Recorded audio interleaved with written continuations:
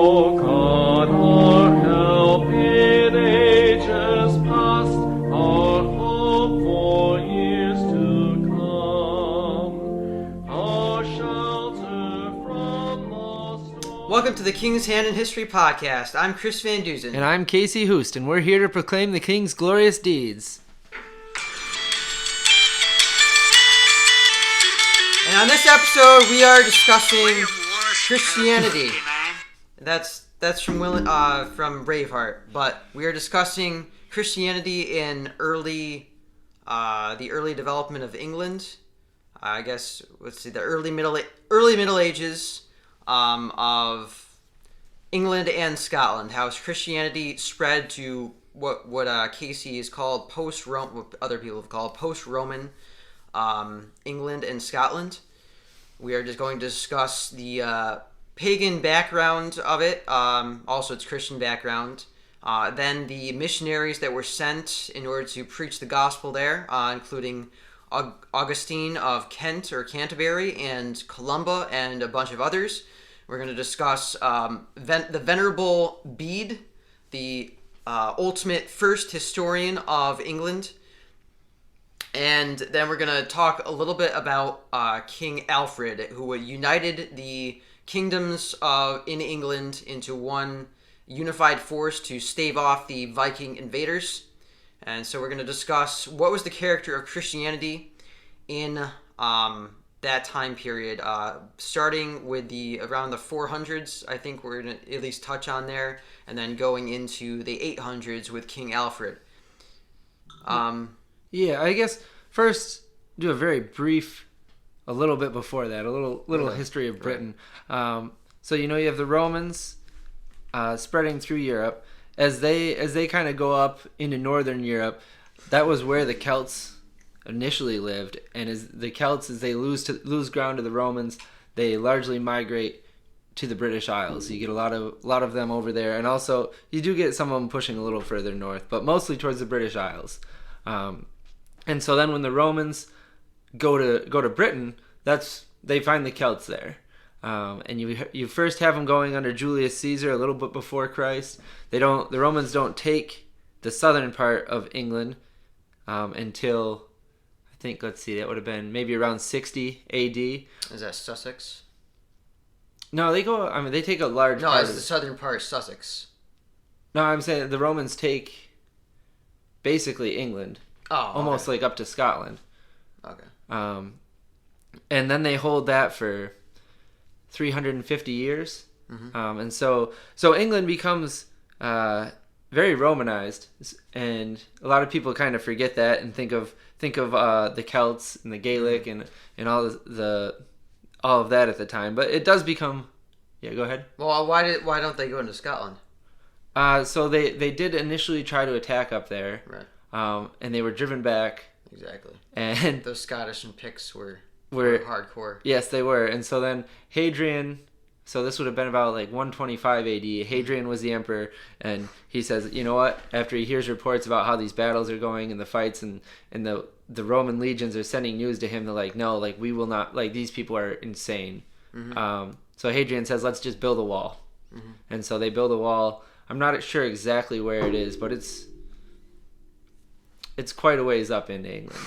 And they build a wall right across the island, and that's the Roman line. And so, as we remember, as far as Christianity in Rome was going, up until, 313? I think it was illegal, and there was persecution. And this was also in Britain. There were Christians in Roman Britain that were being persecuted. I read a little story on St. Alban, was one of these, and that was a cool little story where he was not a Christian, but he was sympathetic to them, and he took a Christian in that the authorities were looking for, and the Christian so impressed him that when the authorities figured out that the Christian was at his house, he pretended to be the Christian so that they'd take him instead, and the Christian could go free. And when the authorities figured out that he wasn't, they said, "All right, you'll get the punishment that he was going to get," and he was executed. So he was supposedly the first martyr the first Christian martyr of Britain. So he really converted, not just pretended to convert. Supposedly, yeah. I mean, we're talking back in like the 200s. So, Okay. And anyway, so then eventually Constantine makes Christianity legal. Like I said, around 313. So for the next 100 years, Christianity is legal, and then until it becomes even the religion of Rome in the 390s. And so you have Christianity in Britain at this time, where it is the official religion. Mm-hmm. And then as you get towards about 410, Britain and Rome can't really send more reinforcements to Britain. They don't really leave. They just send news to their forts there. Basically say it's going to be a while before reinforcements. Just hold it down. And then that's it. That's all they ever hear. And so they hold out for a while. And then they just kind of assimilate into the Celtic culture. You get basically all of Britain breaks up into small little kingdoms. I think there were 7 initially. This is the time period that you get Legends of King Arthur from. Mm-hmm. And one of the names, I'm going to butcher it, attached to him is like Ambrelius Aurelianus, which is a very Roman name. Mm-hmm. Basically, the idea of being a Christian holding out against the pagans at the time. But anyway, so eventually, supposedly this is under Bede's history, Vortigern is a king there, and there's another kingdom's like, he can't really hold against another kingdom, so he calls for help from the Angles and the Saxons over in Germany, these Germanic tribes. And Vortigern, too, if you're really into Arthurian legend, is a name that is passed around in there in some of the stories. Mm. Though Bede never mentions Arthur, though, either, so it's not till later that he shows up. And so Vortigern calls for help from the Angles and the Saxons. And the Angles and the Saxons, their homeland was it not somewhere near the Netherlands? I believe you're right on that, yeah. And they come over, but it's one of those where the king calls for help and a whole people group comes over and says, hey, we could just take it for ourselves. And that's largely what happens at that point. And this guy that called for help, he was a Briton? He was a... I think he was Celtic. Oh, okay. Some kind of Celtic. Yeah, and so as the Angles, and so also I would say, so as far as the church goes at this point, a lot of the Celts are, there's a good amount of Celtic Christianity, mm-hmm. Especially in Ireland. Yes, and that, well, more so because as the Angles and Saxons come and fight them off, they migrate west. Oh, okay. So and north. So you get more Celtic heritage in places like Scotland and Wales and Ireland. And actually, the name England comes from Angles. Angle mm-hmm. land. Right. And so the Germanic tribes of the Angles and the Saxons, who are pagans, basically take over England. But there are little pockets of Christianity even in England. Right. But yes, you do have a Celtic version of Christianity, especially in Ireland, in Wales, a bit more in Scotland, which we'll get to very shortly, and that's about up to speed to where we get. And I think the first chronological person that we were looking at was Columba. Actually, he was before Augustine. Right. If you want to talk about him a little bit. I just want to bring up a point about what we're talking about here. Is it kind of reminds me of the United States right now. It seems like a kind of a parallel situation. The Romans had left with their Christianity, and there was a remnant of Christians there, and they had to go back to a pagan, mostly a pagan society, and preach the gospel. Kind of reminds me of post-Christian America. Yeah, in the United like a States. land that used to be Christian but has lost it. Right. It needs to be reached again. Yeah. Just to bring out some relevance for where we are today, I forgot when, let's see here. So, I think, if I remember correctly, Columba was born in the mid 500s. Is it mid 500s? Yeah. So mind you, if we say dates for any of these people, it's long enough ago that they're approximations. These are rough dates. The death dates are a little bit more solid because a lot of them are saints, and when not 521. Okay. In Ireland. Yeah, a lot of them are saints, so when they die, that would be the day that would be picked as their saints' day. So the death dates are more accurate. Birth dates are guesses. Right. Yeah, but he was born of a noble family. He had royal blood in his veins. His father was the grandson, I think, of some king, Irish king in Ireland. I believe that his parents, by their choice, they sent him off to a monastery. And I think we should give a brief background about monasticism. All right. Is that okay? Just because most of these guys are monks. Yeah. Monasticism, it began being practiced early on. I think the first main guy who like popularized it was Anthony. I don't know where exactly he lived. Somewhere in like North Africa or. That sounds right. Yeah. It's somewhere in the Mediterranean area. So.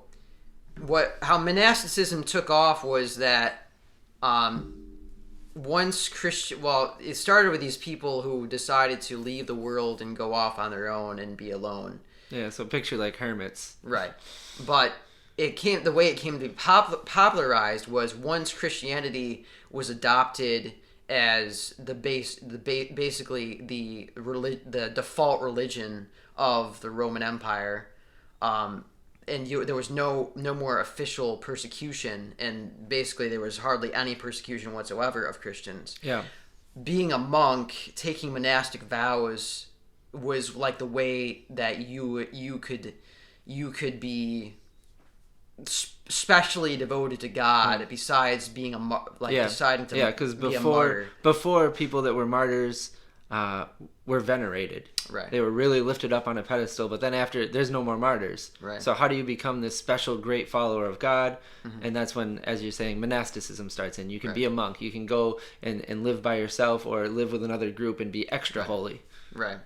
So they began building these places, monasteries, where they would gather together and they would vow themselves to live, especially holy, denying themselves of worldly pleasures and devoting themselves to work and labor. And what the major role that the monasteries played in the Middle Ages was that once the Roman Empire fell, the monasteries is where most of the learning that had accumulated was kept and maintained and preserved and developed, because the monks, a lot of times what they would do is they would copy the scriptures and copy writings of the church fathers and things like that. So they were the major centers of learning. And we'll in the see Middle that Ages. Especially as we go through here with England at this time, that the monks are the ones bringing books. Right. And the only ones codices. Yeah, the only ones that knew how to read. Right. And as we get to Bede, he was the first, the father of English history, because he's the first person to write down a history of England. Right. They're these guys that are basically extending the, I guess, any type of scholarship in the area. Yeah. So anyway, going back to Columba, he as an early, I did want to also mention about what Celtic Christianity looked like, because Columba's coming out of Celtic Christianity. He's not from Rome. Right. He's from Ireland, and so basically, if you picture what you know, I don't know how much you know about Celtic pagan religion. You got the Druids. It's there's a lot of different gods. They're very into nature, and Celtic Christianity is Christian. It does take a few aspects of this where it's a little bit more mystic than we would view ours. It's more tied to nature. They're into that, and like I guess that's the big thing of it that I read, that it's very more mystic and tied into nature. And so, but they are Christian and recognize Christ. So go ahead. Yeah. Well, let's think a little bit about So Patrick is kind of the forerunner of Columba, I say. Not that he had any direct influence on him, but you think about Saint Patrick, who was actually a Briton who went over to Ireland, and he actually was one of the major influences who converted the Irish. Yeah. And as far as timetable, Patrick is like right at the end of the Roman Empire. Right. Just thinking about his his apparent mysticism. If you read the accounts of Patrick, he had lots of visions and like prophecies about his life, and I don't think we can really discount a lot of them in his life. But Columba is even more so, because the accounts of Columba we get are mainly from there was I think it was an abbot of a monastery in Iona, Scotland, which is what Columba founded, that monastery there. And the accounts of so-called saints like Columba were very, they were kind of embellished, and they were made to make them look like superheroes, basically. So they were called hagiographies. Right. And they'd be stories of the saints. And yes, they were made to kind of like our superheroes today. Mm-hmm. These were the guys that everyone looked to. They had the stories, the legends about them. Also, I think there was an aspect of they were in a warrior culture. Mm-hmm. And even though the monks weren't to be warriors, the stories of them would more depict a spiritual warfare in terms that people could see. Right. And so they were very popular. The saints became very popular. Their stories, the legends that got passed on, they get embellished. Mm-hmm. Right. Anyway. So Columba, from the accounts we can look at, apparently he had a kind of a temper problem, even though the official, like Catholic accounts of him would not want to admit that fault. But he had an anger issue, apparently. He was very proud of his Irish heritage, and there was a lot of warring factions in Ireland, and so he rose to prominence in the monastery, and he actually came to be influential to the rulers. Like the lords of the little kingdoms in Ireland. Apparently, somehow, he managed to contribute to a war of some kind, right? Yeah, I think it was it over the copy of something? I don't know what. It was over. I think. But he had something to do with it. So I believe there was another monk, like a prominent monk, that had a copy of maybe like part of the gospel, and Columba thought it was so beautiful he kept sneaking in until he copied the whole thing and had an exact copy. And when the other guy found out about it, he was really enraged, and so they took it to the king. It was the king of wherever they were, and Columba's like, I get to keep it, it's mine. The other guy's like, no, he copied it from mine. And the king says, the calf belongs to the cow, so made him give it back, basically like a copyright law all the way back then. And then so he was very angry, and then from something like that, an attack happened basically from their two factions, and Columba gathered a bunch of his people and they actually fought, and his people won and were very brutal. Right, but a lot of people died. Yeah. And it was partly because of him, and so he was because of shame, he decided he's gonna leave Ireland because he had caused the deaths of so many people. Actually, it was something I want to read here. Apparently, he founded 25 monasteries and 40 churches by the time he was 25. Now, so he actually reached the age of 42 before he actually left Ireland. So he was there a long time. And apparently, one of his advisors ordered him to seek the conversion of, quote, an equal number of souls as those whose deaths he had caused. So he, at age 42, he decided he's going to be a missionary and go to Scotland. And actually, a lot of the Irish had originally come from Scotland. So that he had a connection. He had a connection with that land. Anyway, but he brought.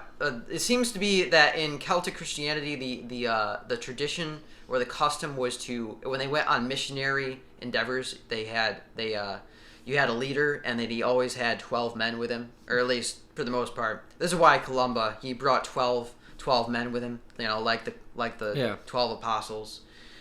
So they went to Scotland. They landed on the island of Iona, which was it was like one of the least important places you could possibly go to in the middle of nowhere, basically.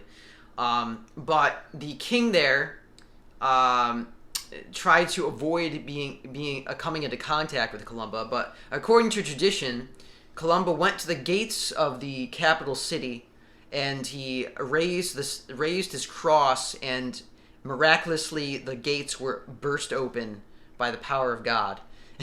And he went in there and preached the gospel to them, and the king converted to Christianity and gave Columba and his disciples land to build a monastery. Now here's something interesting I heard. Speaking of miracles like this, an argument that Bede actually made about miracles and why there's so many in the generations right before him, but not so many when he was alive, as he said, God gave miracles for the conversion of pagans, and now that we are mostly converted, he isn't giving miracles, which I would say, looking at the scriptures, is somewhat consistent, right? But so that was his argument. That's one of the better arguments I've heard. Well, that's the argument that charismatics or continuationists would make, that for the continuation of the sign gifts, because we see that in the New Testament, that these miraculous gifts, healings, and casting out demons, and speaking in tongues, other languages, these things were meant for the beginning of the expansion of the church, because the people they were reaching had heard nothing of Christianity ever before. And that was the case, especially with the Picts. So the Picts were a major tribe in the area of Scotland that Columba went to. He converted many of them, as well as, so there were two tribes, the Picts and the Scots, in Scotland, and so he went around Scotland preaching the gospel, founding churches, church buildings where they would gather, and also monasteries. And his disciples were obviously the first leaders of these churches, because mostly it was pagan up there in Scotland. And eventually they were able to reach to northern England by almost. So he died, I believe, in 597 AD, and he actually died on Iona in 597. And after that, the beginning of the missionary efforts to England began. But so we have also, with regard to Celtic Christianity, like you said, Casey, not only did it have pagan influences, but I think also the Christianity, from what I've read, in England was actually a lot.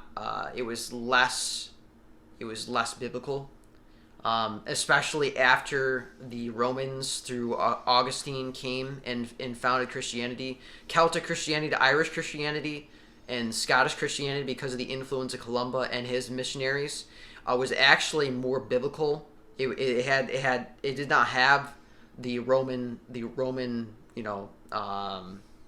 Roman corruptions or added traditions. And so especially like papal authority and like maybe penance and all these festivals and things like that. Yeah, and all the at that point the amount of saints days they already had were incredible, and they just keep taking on more pagan holidays, I guess not necessarily even holidays. And actually Gregory the Great, so he's around 600 AD, and this is something we can talk about a bit too as we get more into Augustine, is the conception of how to deal with pagan people. His theory was that if evil isn't going on with it, try to assimilate it. So basically, if there's not human sacrifice, and we can turn and I don't know if this was exactly how this happened for, say, like a holiday. If we can turn their spring festival into Easter, and celebrate the rising of Christ, we should assimilate that and make it easier for them. Was what Gregory the Great was. They call him Gregory the Great. I don't necessarily think he was great, but what he was advocating. I want to read a quote attributed to Saint Columba by the Protestant historian. Let me get his name.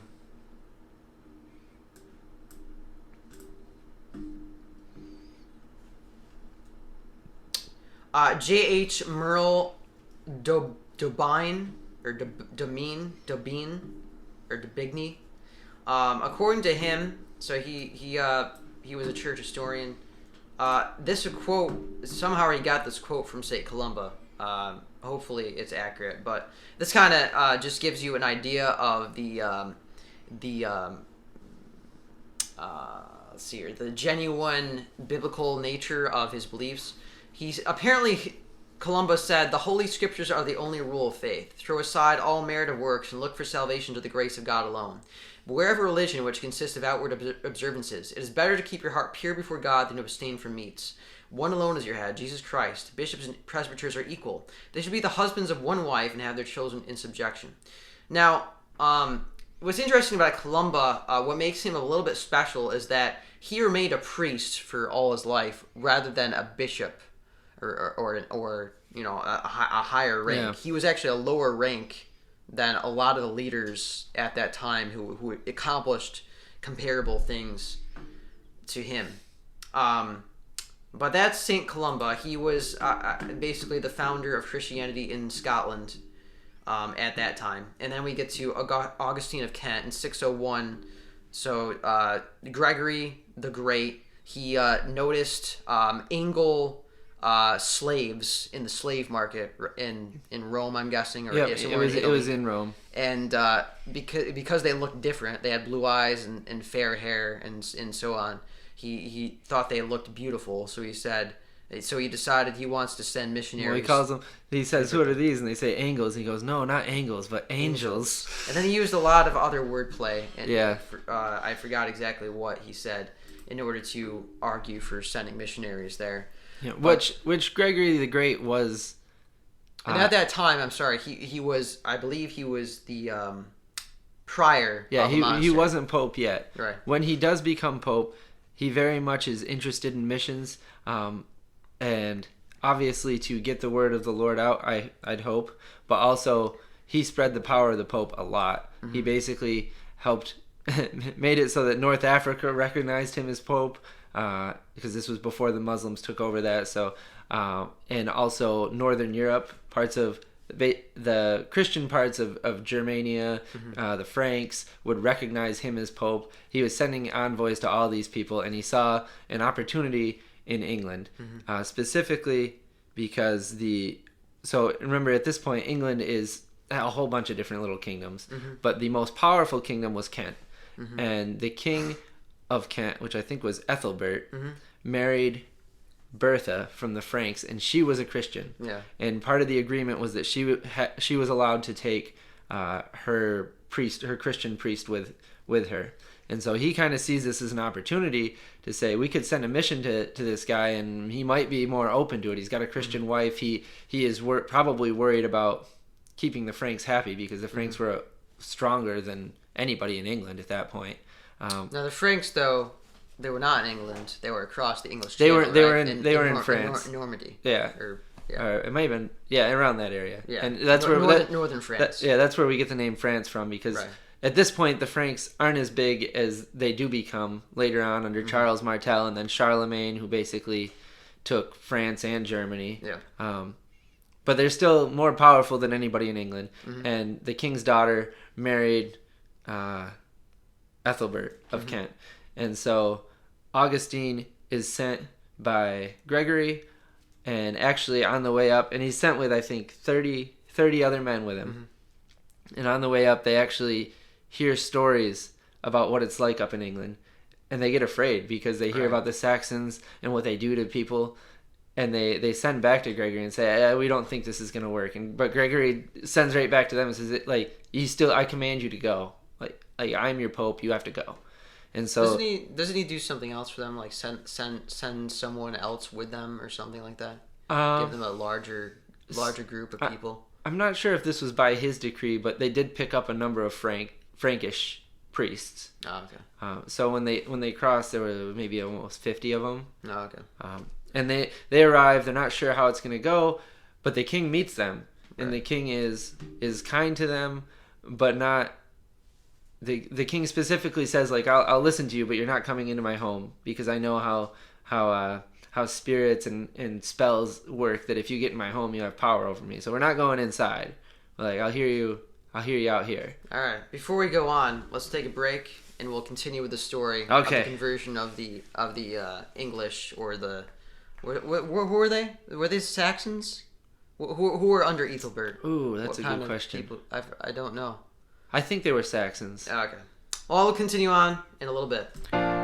Hey, do you enjoy reading, studying the Bible, and learning how to become more like Jesus and what the message of the Bible is all about? Well, I have a Bible study blog called Bearing Christ Crucified and Risen.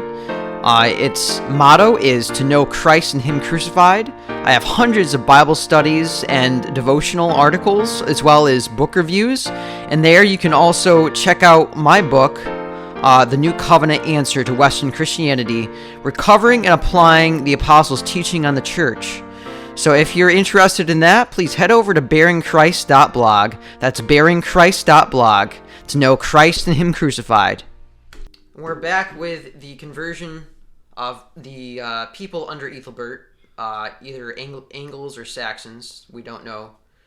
For some reason, the sources don't point that out specifically. Yeah. But anyway, continuing with Augustine has met Ethelbert with his entourage, and how does it go? So Ethelbert is apparently somewhat open to the religion, but from all accounts, he's very wise politically. Mm-hmm. He's in between the Franks, who are Christian, but then he's also got all the Angles and Saxons and his lords who are not Christian. So he doesn't want to just convert right away.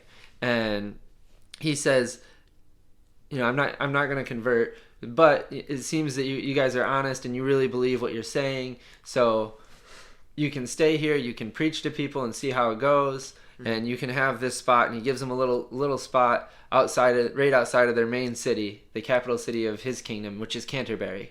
So this is where the Canterbury starts, as far as the Archbishop of Canterbury, and which is still, I think, the highest seat in the Anglican Church. And so they start preaching, and it goes well. And eventually, Ethelbert does convert, and it is. I guess part of the thing that interested me about studying it was seeing the strategy, because Gregory and Augustine were sending letters back and forth, and they talked in those letters. There's talk about the strategy of what to do, and so this is one of the better forms of monasticism, in my opinion, where the strategy is to put a group of Christians in a pagan society and then show forth a Christian lifestyle that people can see, and over time to build up rapport with the people, and get people to convert. And like I said, I think that's the ideal, better form of monasticism. Like, that sounds a lot better than just going off and being extra holy. To me, it's not isolationist, obviously. Because the purpose of this is for conversions. Yeah, you have to rub shoulders with other people. And in a sense, in this form of monasticism, I think we're all called to it, in our churches, to form up and to live our lives there in a way that shows forth the gospel to those around us. Right. But yeah, so eventually Ethelbert is converted. Augustine doesn't actually live very long after this. He's actually quite old at this point in time. He's like middle-aged. Yeah. And the other plan, they had planned they recognized London at the time as a place they really wanted to get to, but it was not in Ethelbert's kingdom. And I think shortly after his death, after the death of Augustine, Ethelbert did manage to convince the king to let him send missionaries to London. And actually, Ethelbert was pretty influential in dealing with the other kings to get missionaries sent.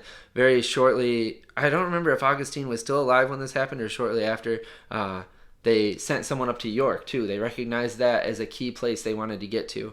And as I think that was Paulinus, and around I think it was 627. He was the missionary, right? Yeah, Paulinus. a missionary sent from Rome. Right. And so actually you have Paulinus coming up to York, and Columba's people up in Scotland.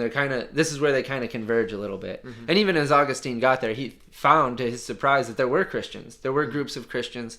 The Britain Christians were probably the least impressive of all the groups. The Welsh had held out pretty well, and had a good form of Christianity. However, the Welsh apparently did not have any interest in spreading the message to any of the Anglos or the Saxons, because they never went over there. They kept to themselves. And that was one of the criticisms that I heard over and over. And I think it was actually Bede criticized them for that. And so that's why everybody quotes that, is basically saying, you thought you were better than these people, so you didn't try to witness to them.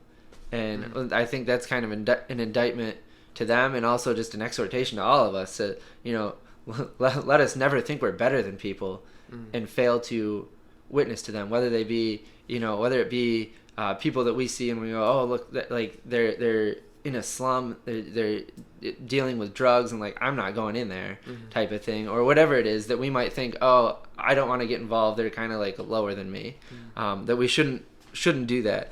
But yeah, so you have the Celtic Christianity kind of meeting the Roman Christianity around the borderland of Scotland and England. It's called Northumbria at the time, I think, is the kingdom.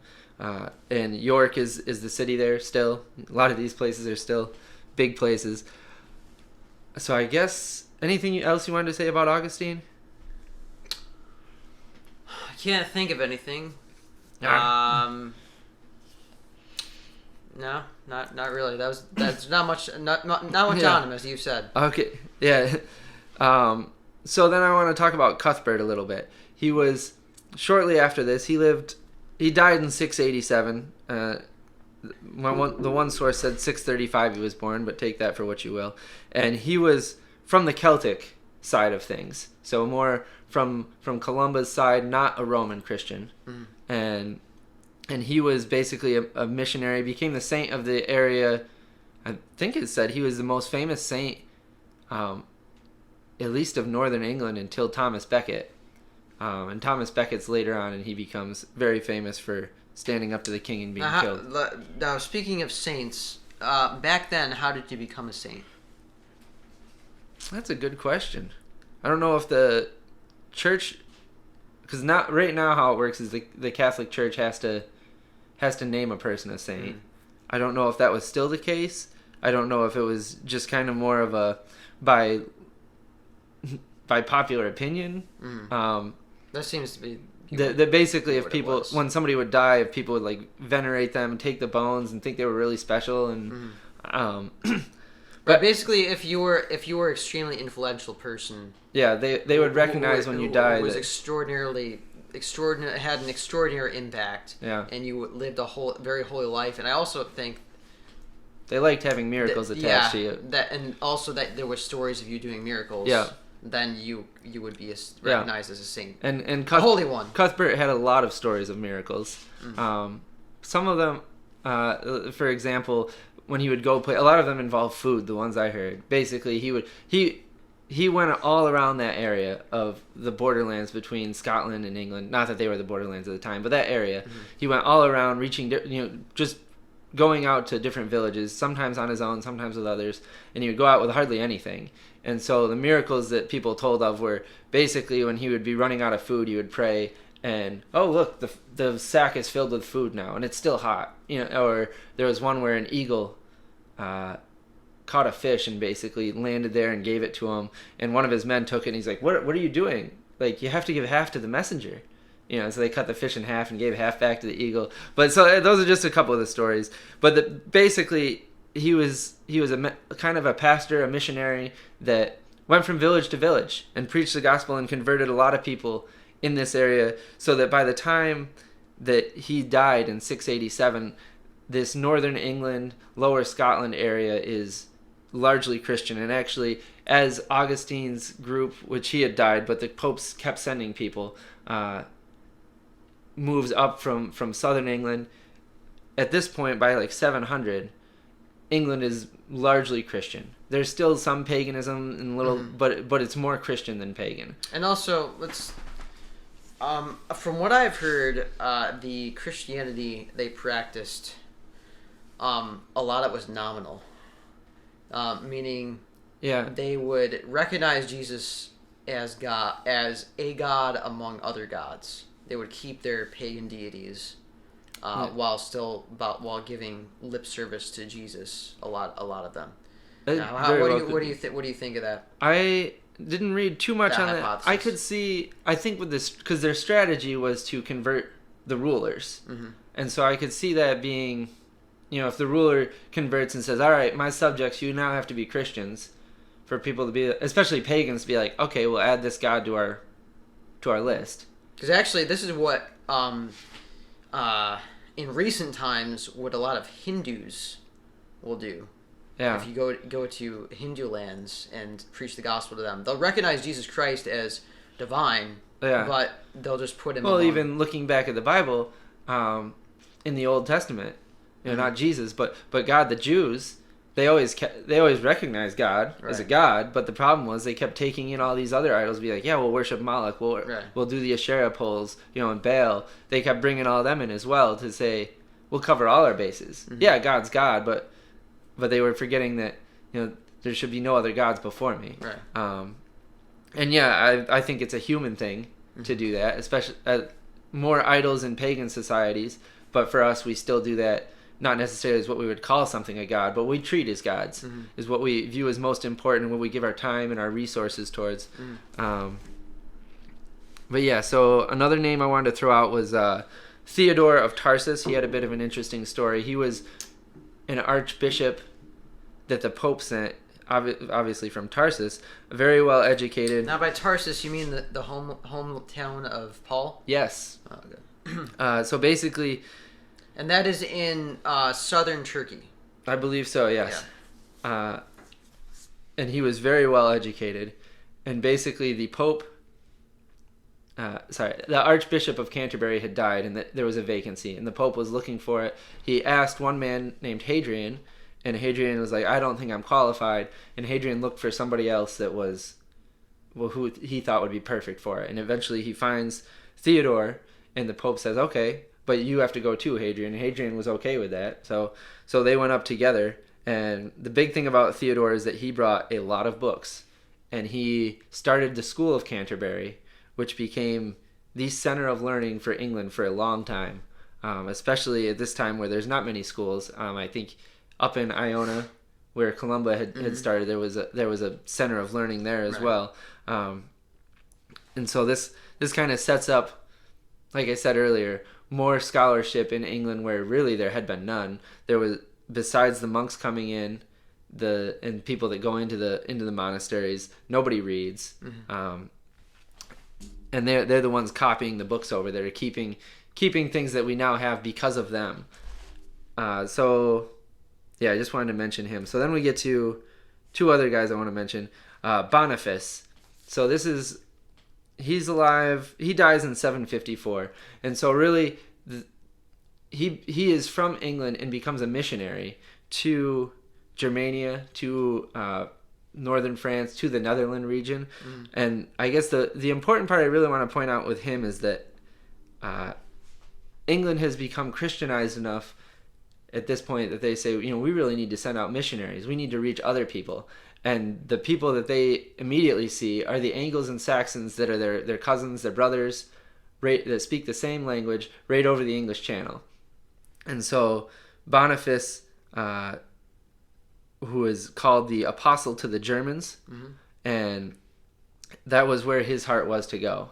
And so he went there and he went all around the different tribes. He actually first he went down and visited the Pope to get permission, I think. And the Pope said, okay, and he may even made him a bishop, but then there was like no churches there. It's like, oh yeah, you can be a bishop of this forest. But he goes and he preaches around and he's very successful.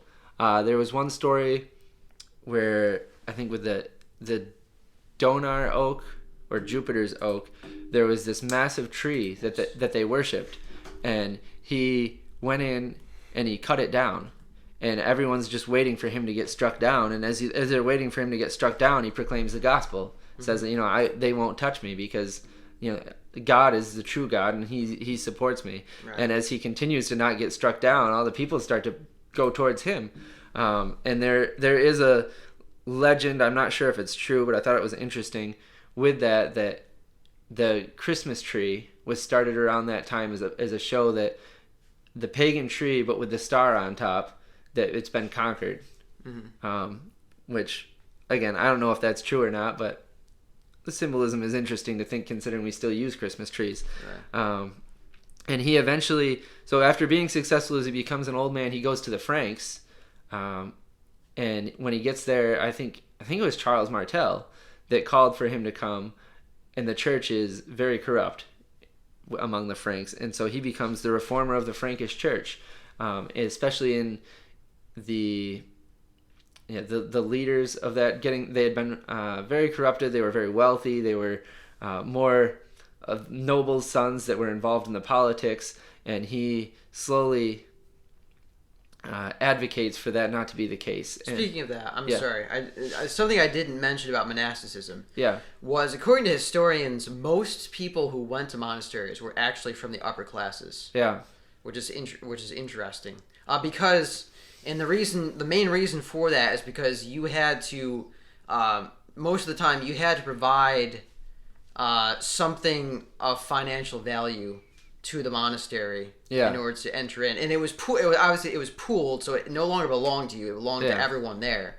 But still, you had to have something like a kind of like a dowry or a kind of like tuition. Which, in a sense, it might sound kind of bad, but at the same time, if that's not the case, any peasant would put their children in there because, well, that's a better life than what we've got. Yeah. But thinking of it structurally, as far as the system, would be like, you can't just lose all your peasants to the church. Right. So that's how it worked, I guess. And also, the peasants were the backbone of the agricultural. Yeah, and so a lot of the noble families, the first son would inherit.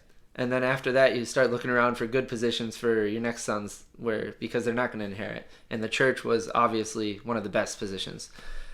So Boniface comes over. He reforms the Frankish church. Is working on that. He kept going back and forth between the Pope and the Frankish church, and it actually played a big role in making the Frankish more tied to the Pope, which becomes important as you think down the line a bit, with like Charlemagne being crowned by the Pope as the Holy Roman Emperor.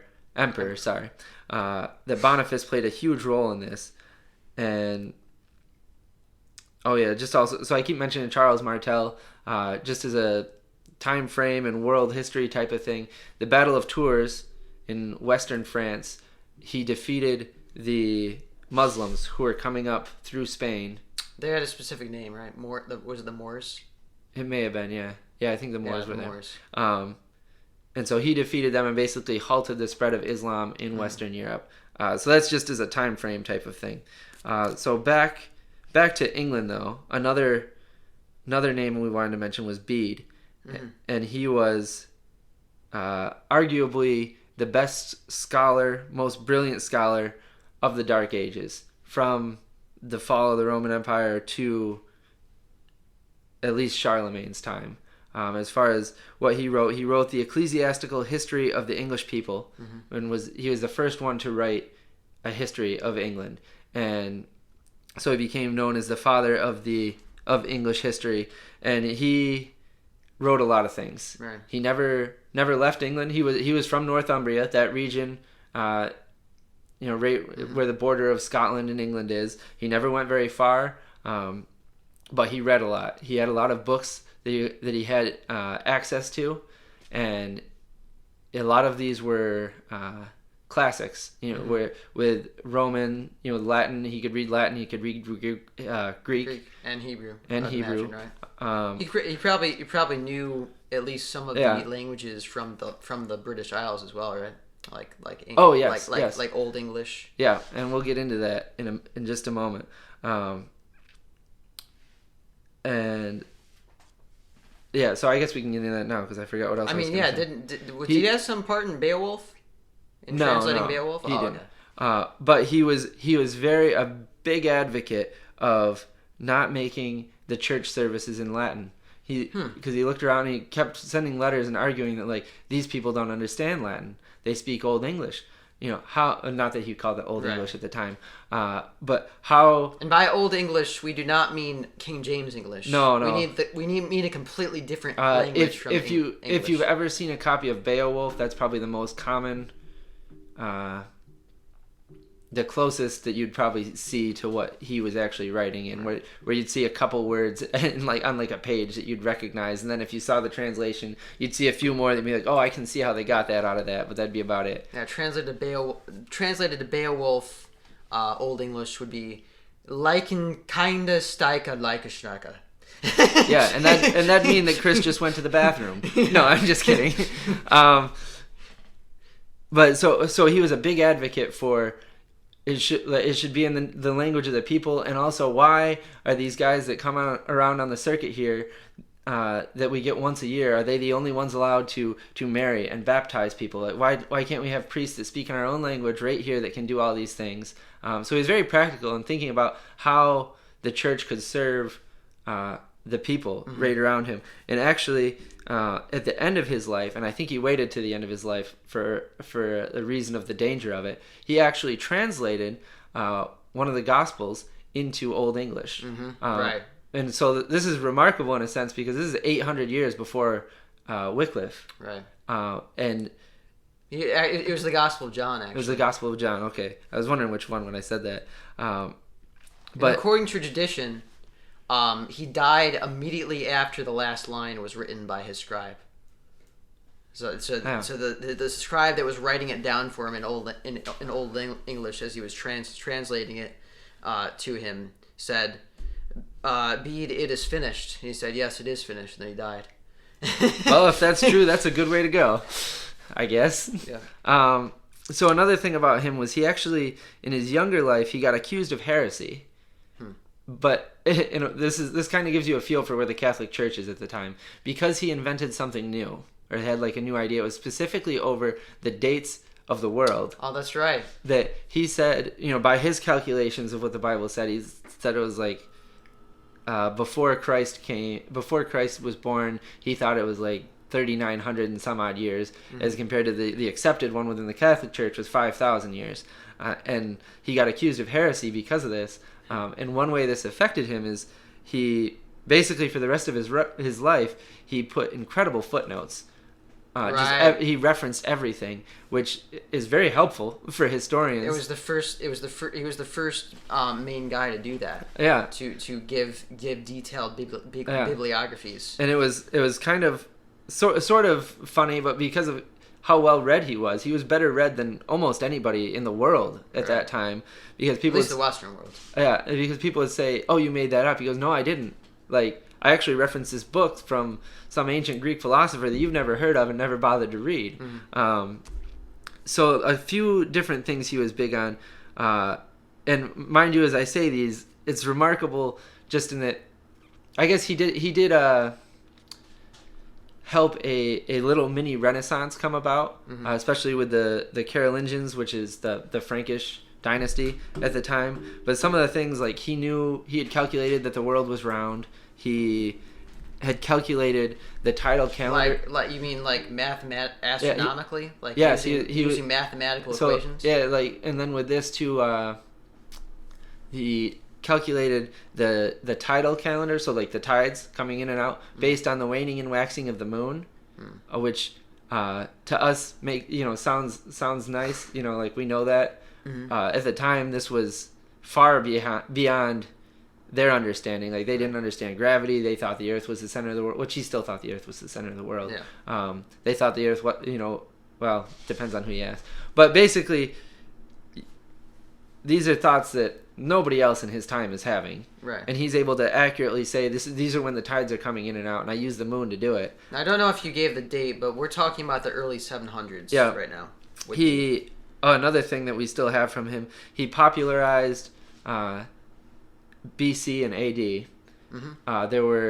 There were a couple different. He didn't invent it, but there were a couple popular ways of doing time, and neither of them were effective. One was basically you pick an emperor, a Roman emperor, and say which year of his reign you were going from, and then calculate from there. And so basically the problem was all across Europe, you might get, you'd talk to somebody in Venice and they'd say it's 596, and then you'd talk to somebody a few towns over and they say, no, it's 634. And so he started using this system that, again, he didn't invent, but he probably read about it somewhere and said, I like this. He started using it, and then everybody started using it when they saw how effective it was. BC and AD. So starting year one with the birth of Christ, right? Yeah. Let's see. Oh yeah, He did not. Just to be clear, he did not come up with the AD. No, he didn't come up with it, but he put it on the map.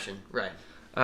So he was later by the Catholic Church called the Doctor of the Church, which is by their standards quite a high honor. So high, in fact, that it's like a patriarch. It's like a father. Yeah. We're joining people like Augustine of Hippo, Thomas Aquinas, like that level. Yeah. He is the only English or British person to be a doctor of the church. And so looking back at kind of what we've talked about, especially the bringing books and scholarship to England, really all of these guys set up Bede to be able to exist. That up in northern England, which is kind of funny at the time, because if you're in Rome, you view northern Europe is out there.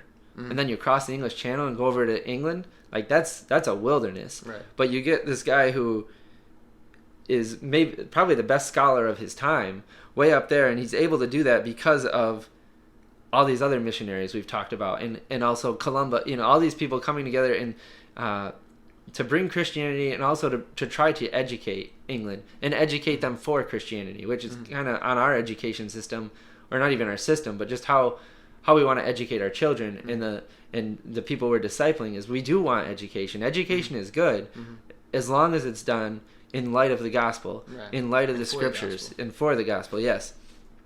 And so that all leads up to this point, and as we're looking at England and kind of forming it together, as I said before, at this point, England, the British Isles are pretty much Christianized, but they're still all in different parts. There's several different kingdoms, and that's where you get to maybe like 100 years later, Alfred the Great, and he is, I believe, the King of Wessex, but he manages to coalesce the people under him. And I actually think it was his... Okay, so he was late 800s. And I actually think it was his brother was king for a while, and he was like his right-hand man, but then his brother was killed in battle.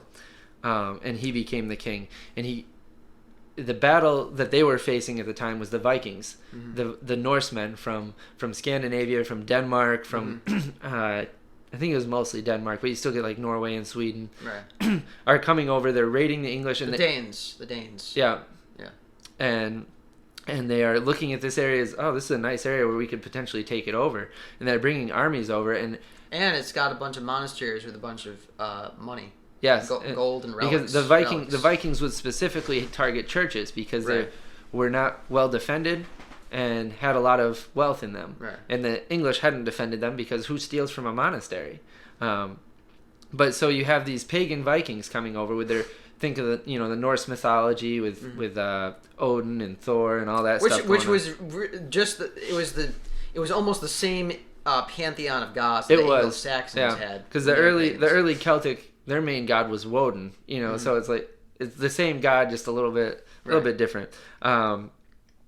And Alfred is basically the Christian king fighting against the pagans coming on, and he manages to drive back the Vikings in a couple battles which were he was outnumbered. It was surprising, but they held. And and so at that point, basically, it ensures that England remains a Christian nation. And when I say Christian nation, I understand that Christianized nation. A Christianized nation. Yeah, that doesn't mean everyone was converted. It meant a lot of people were probably nominal Christians. Right. But it was huge in forming the England that we know today, and that would form a lot of our history. As a lot of us have English roots, or at least our country does. And for U.S. listeners. For U.S. listeners, yes. But even anybody listening to us, we're speaking in English. Right. Right. That's a huge thing. Yeah. Although not the English that they spoke back then. No, the English. Well, you can go ahead. The English we speak now is the result of William the Conqueror's conquest. Yeah, and I wouldn't even say it was probably partly at least solidified by about William Shakespeare, really. Right. Because so just a little English history to kind of show us where we are. Shortly after Alfred, 150 years after Alfred, one of his descendants is the King of England, but he dies, and he doesn't have an heir. He actually named William, but his cousin wants it, and so there's a fight over that, and that's William the Conqueror from Normandy that comes up and conquers and brings a lot of French culture there. And at the time, since we're on language, all the Normans spoke French. And all the nobles did, because it was, he just gave nobility to all the people that helped him win. And up until, I think, 1300, the nobles and the king spoke French. And it wasn't until they started to combine kind of with the Old English and the French, and that kind of came together. And Latin. Well, Latin being from the Romans a little bit, had mixed into the Old English, and then also French is from Latin. Right. So yeah, you kind of have, that's where we get English from. It's this mixture of the Old Celtic, the Old English, which has a little bit of Latin in it from the Romans, then the French from William the Conqueror, and the Germanic tribes, the German from the Angles and the Saxons, and now we speak what we speak. Right. So that's kind of... That was in 1066. That was in 1066 that William the Conqueror came and kind of set up a more, I don't know if modern is the word, but more recent history that is more well known. Whereas I'd say from the end of Rome, or the fall of Rome and Britain, to 1066 is almost viewed as a wilderness kind of era. Is definitely a lot of people would say dark ages, but as you see, Christianity was being spread in that area at the time, and even with Bede, you see really good scholarship at the time. I also did want to point out, and we did talk about this, that when you read these guys, you can see the development of Catholic theology, though. That it's, obviously we talked about the saints. And you can read, Columba has some writings that you can read from him. At least mostly, actually, you can read his translations of the scriptures, and then he has like two hymns. Obviously you can read Bede because he wrote a lot. And besides that, I don't think there are many others you can read from. But I mean, you can obviously read Gregory the Great. Obviously, yeah, there are letters coming from the popes to the archbishops. Yeah. But yeah, you can see it more and more towards a merit-based system of if we do well enough, God will favor us, and like I said, with the saints and also the supremacy of the Pope, the papacy, always looking to the Pope for what to do, and also anybody that's named as a bishop has to be, if the Pope names somebody as an archbishop, that person can now name bishops, but it's all from him.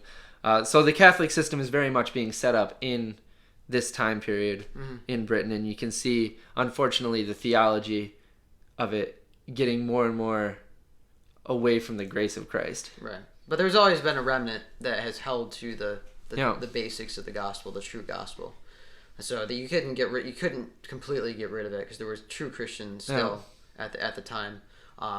It wasn't until later, I believe, actually, that they really viewed the mass as something that was salvific, that like kept you, gave you grace to merit salvation. Yeah. It wasn't until later, even during the time of Columba, that hadn't developed yet. Although obviously they believed in the real presence of Christ, that Christ was literally and there. going forward, not even in England, but things like purgatory, transubstantiation. These are later. Transubstantiation, yeah, right. They're not till, I think transubstantiation was officially recognized in 1215.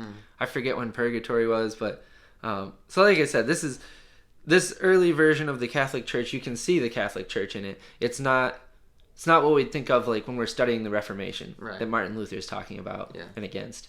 Yeah, what's interesting about talking about this topic is when I was growing up learning about English history, Anglo-Saxon history around the early Middle Ages, especially during the time of the Norman conquest, I was thinking the Anglo-Saxons were simply pagans, that they still just worship pagan gods. I had no idea. There was no concept in my mind of them having any influence from Christianity whatsoever. Yeah. But we're doing. This is why we're doing podcasts like this, in order to bring people the truth about history that has been corrupted by revisionist histories that have. I also wanted to say too with the British Isles, a lot of people at the time, as they're sending missionaries, one of the reasons that was a popular missionary place was because they viewed that as the ends of the earth. That, seeing the Great Commission, to take the gospel to the ends of the earth, and well, where's further than the British Isles? That's the end. That is just an ocean forever. And and so that was, there was even a push at the time around the fall of the Roman Empire. When I say a push, I mean more just prevalent thought that it was the end, because around that time Ireland had been reached with the gospel. We've reached the end of the world, and Rome's falling apart, so surely the world must be ending.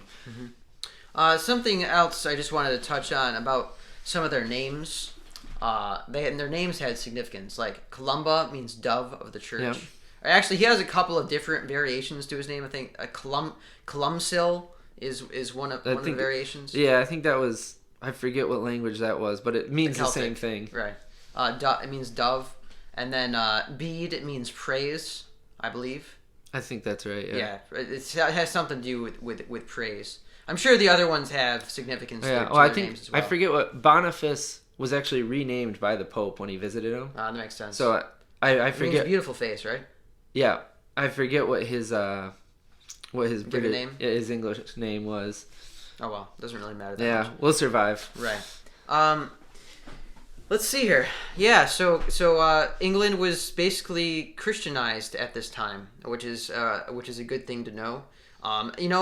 One lesson we can pull out of this is how much courage and love and zeal it takes to go to a world, to go to another place with people who have never heard the gospel, who are a bunch of crazy rock worshipping warriors that want to kill you. And like I think of the example of Columba with these 12 guys going over on boats to a land where they could very well be killed. For these people, think about the Picts and the Scots, these tribesmen. The men are warriors, and the way they dress is I believe if they were not completely naked, they were mostly naked most of the time. Yeah. And they would paint their bodies with these bright blue colors to scare off their enemies. Well, and I think in the Roman legionaries' letters about what they were facing, a lot of the Scots would be dressed like that, but they'd also have a wolf pelt with the head on top. Right. So they basically they looked like wolf men. Right. Yeah, and they fought. I believe at least when they were fighting the Romans, they fought naked. Yeah. Most of the time. So just thinking about going there, and you're a monk with these robes on, and you're a pacifist, obviously. And you're about to tell them that their religion is wrong. Right, and that they need to turn. So I think we could be inspired by these men who went out and preached the gospel to people who would very well hate them and who were completely different from them. And we already talked about this a bit, but I just want to emphasize it again, because in that setting of going into there, the idea of going with a group of men, that you are going, your idea is long term. It's not we're just going to go in, we're going to tell them the gospel, and we're going to get out. It's we're going to live here now, and we are going to try to live a life that is a good witness to these people, that when they see how we live and how we treat them, even when they hate us, that many of them will be converted. Right. And I think it's just so such a good reminder for us in today's world that it's, we're not going up against people that are going to come kill us. Some people, maybe someday, most likely not. but they're not going to be naked with axes. Mm-hmm. But we're going out into a culture now that largely rejects Christianity, Right. or nominally says they do it, but don't understand what it is and would Mm-hmm. reject it if they actually understood what it was. But to view where we are now as a mission field, Mm-hmm. and like you said earlier, a place that used to be Christian but isn't anymore, and living our lives in a way that's a good witness and going out and preaching the gospel to these people. Yeah, and maybe Trump, like Ethelbert, can convert the entire nation. But I'm not betting on that. Yeah, I bet we'd be pretty nominal at that point. Right. All right. So that has been early Middle Ages England and Scotland, and the spread of the gospel also in Germany up to the time of the Holy Roman Empire with Charlemagne. We didn't really get there, but at least we covered Anglo-Saxon England and Scotland. Just some last minute things. I have a book out called New Testament Revival of Western Christianity on Amazon if you want to check that out. If you're on Facebook, please check out our Facebook group, The King's Hand in History Students. Please, if you appreciate this content, give us a like, give us a subscribe, and share this with others if you think that they'll appreciate it. And until next time, please pray for us and look for the King's Hand in everything you do and proclaim his glorious deeds. God bless.